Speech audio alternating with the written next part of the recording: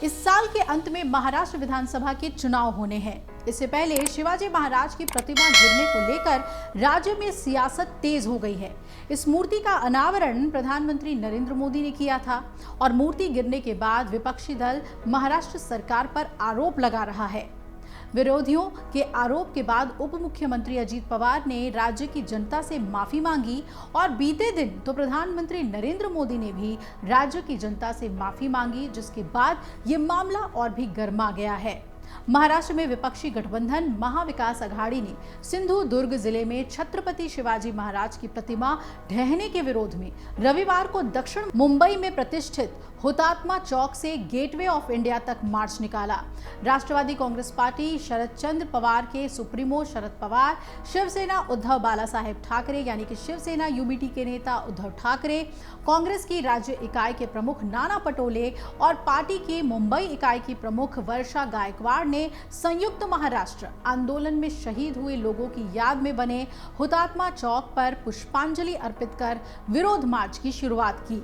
अब शरद गुट के नेता राजेश टोपे और शिवसेना यूबीटी नेता सुनील प्रभु ने कहा कि विरोध मार्च का उद्देश्य प्रधानमंत्री द्वारा अनावरण किए जाने के ठीक 8 महीने बाद ही प्रतिमा के ढह जाने को लेकर महाराष्ट्र के लोगों के गुस्से को आवाज देना है। यूबीटी के सांसद अनिल देसाई ने कहा कि प्रधानमंत्री भावुक थे, उन्होंने इस घटना पर दुख जताया, लेकिन महाराष्ट्र सरकार को जो व्यक्त करना चाहिए था उसने ऐसा नहीं किया। उन्होंने विपक्ष के साथ गलत तरीके से बातचीत शुरू कर दी और कहा कि हम इस मुद्दे का राजनीतिकरण कर रहे हैं, जबकि ये सबसे भावनात्मक मुद्दा था जो महाराष्ट्र ने पहले कभी नहीं देखा। हमने सब कुछ लोकतांत्रिक तरीके से किया था। हमने प्रशासन, पुलिस से अनुमति मांगी थी। हमें उम्मीद थी कि समय पर अनुमति मिल जाएगी, जो उन्होंने नहीं दी, और इसके विपरीत जो तैनाती की जा रही है उसे देखें। ऐसा लग रहा है कि कोई युद्ध जैसा विरोध होने वाला है। महाराष्ट्र की जनता जानती है कि कौन राजनीति कर रहा है और कौन हमारे स्वाभिमान के साथ सड़क पर है। सरकार को इस्तीफा दे देना चाहिए। यूबीटी के सांसद अरविंद सावंत ने भी कहा कि छत्रपति शिवाजी महाराज हमारे लिए भगवान जैसे हैं। उनकी मूर्ति गिर गई और इसके साथ ही हमारी भक्ति, सम्मान और स्वाभिमान भी टूटकर वही गिर गया। इतने अपमान के बावजूद इसका समर्थन करने वाले राजनीतिक दलों के नेता उनकी निंदा नहीं तो और क्या करेंगे। उद्धव ठाकरे ने ये कहा है कि ये महाराष्ट्र का अपमान है। हमें अपने ही महाराष्ट्र में अपने ही पुलिस द्वारा रोका जा रहा है। हम मार्च आगे नहीं बढ़ा सकते। मैंने ऐसी असहाय पुलिस कभी नहीं देखी। क्या होगा अगर उन्होंने माफी मांग ली?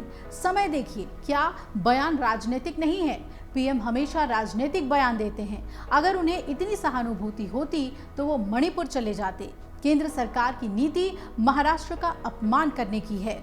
ये आंदोलन महाराष्ट्र के सम्मान के लिए है, जिसका अपमान किया गया है। अब आपको बता दें कि इस प्रदर्शन को लेकर उप मुख्यमंत्री देवेंद्र फडणवीस ने कहा कि ये जो आज आंदोलन हो रहा है वो पूरी तरीके से राजनीतिक आंदोलन है। इन्होंने कभी भी छत्रपति शिवाजी महाराज का सम्मान नहीं किया। आप मुझे पंडित नेहरू और इंदिरा गांधी की लाल किले से एक भी भाषण दिखाइए जिसमें उन्होंने छत्रपति शिवाजी महाराज का उल्लेख किया हो। नेहरू जी ने तो अपने भारत की खोज में छत्रपति महाराज का अपमान भी किया। क्या उसकी माफी कांग्रेस पार्टी और महाविकास अघाड़ी मांगेगी? अब आपको बता दें कि इसी 26 अगस्त को सिंधु दुर्ग के राजकोट किले में स्थापित की गई छत्रपति शिवाजी महाराज की प्रतिमा गिर गई थी और सिंधु दुर्ग जिले में 4 दिसंबर 2023 को नरेंद्र मोदी ने नौसेना दिवस पर छत्रपति शिवाजी महाराज की प्रतिमा का अनावरण किया था। 35 फुट की इस प्रतिमा का अनावरण नौसेना दिवस समारोह के हिस्से के रूप में किया गया था। ये आयोजन पहली बार राजकोट किले में किया गया था और इसका उद्देश्य समुद्री रक्षा और सुरक्षा के प्रति मराठा नौसेना और छत्रपति शिवाजी महाराज की विरासत एवं आधुनिक भारतीय नौसेना के साथ इसके ऐतिहासिक संबंधों का सम्मान करना था। इस परियोजना की परिकल्पना और संचालन भारतीय नौसेना ने राज्य सरकार के साथ मिलकर किया था और इसके लिए राज्य सरकार ने धन भी मुहैया कराई थी। तो रिपोर्ट के मुताबिक इस प्रतिमा पर महाराष्ट्र सरकार ने 2 करोड़ 36 लाख रुपए खर्च किए थे। वहीं इस मूर्ति के गिरने के बाद से ही विपक्ष महायुति सरकार समेत प्रधानमंत्री के खिलाफ हमलावर है। शरद पवार ने कहा था कि राज्य सरकार अपनी जिम्मेदारी से बच नहीं सकती। जब भी किसी मूर्ति का निर्माण किया जाता है तो राज्य अधिकारियों से अनुमति लेना आवश्यक होता है। पूर्व मुख्यमंत्री उद्धव ठाकरे ने कहा कि लोगों ने देखा कि प्रतिमा कैसे गिर गई और लोग किस तरह के बयान दे रहे हैं। राजभवन समुद्र तट पर है, लेकिन राज्यपाल की टोपी भी कभी नहीं उड़ी और वो कहते हैं कि शिवाजी महाराज की प्रतिमा तेज हवाओं के कारण गिर गई। ये कैसे संभव है? प्रदेश कांग्रेस अध्यक्ष नाना पटोले ने कहा कि प्रधानमंत्री ने लोकसभा चुनाव की जल्दबाजी में मूर्ति का उद्घाटन कर दिया। पीएम ने अपराध किया है।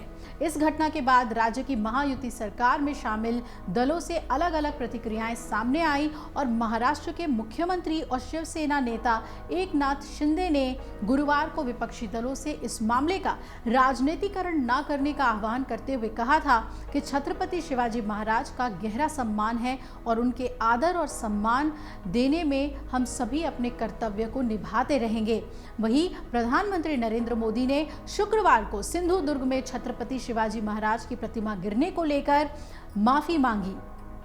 उन्होंने माफी मांगते हुए कहा कि छत्रपति शिवाजी महाराज मेरे लिए सिर्फ नाम नहीं है, हमारे लिए छत्रपति शिवाजी महाराज आराध्य देव हैं। पिछले दिनों सिंधुदुर्ग में जो हुआ, मैं सिर झुकाकर मेरे आराध्य देव छत्रपति शिवाजी महाराज के चरणों में माथा रखकर माफी मांगता हूं। उन्होंने आगे कहा कि हमारे संस्कार अलग हैं, हम वो लोग नहीं हैं जो आए दिन भारत माँ के महान सपूत इसी धरती के लाल वीर सावरकर को अनाप शनाप बोलते हैं, अपमानित करते रहते हैं, देशभक्तों की भावनाओं को कुचलते हैं। प्रधानमंत्री ने यह भी कहा था कि वो लोग वीर सावरकर को अपशब्द कहने के बाद भी माफी मांगने को तैयार नहीं है, उनको पश्चाताप नहीं होता। महाराष्ट्र की जनता उनके संस्कार को अब जान गई है। अगर आप ये वीडियो YouTube पर देख रहे हैं तो हमारे चैनल को सब्सक्राइब करें और बेल आइकन को दबाना ना भूलें। अगर आप Facebook पर ये वीडियो देख रहे हैं तो हमारे पेज को लाइक करें।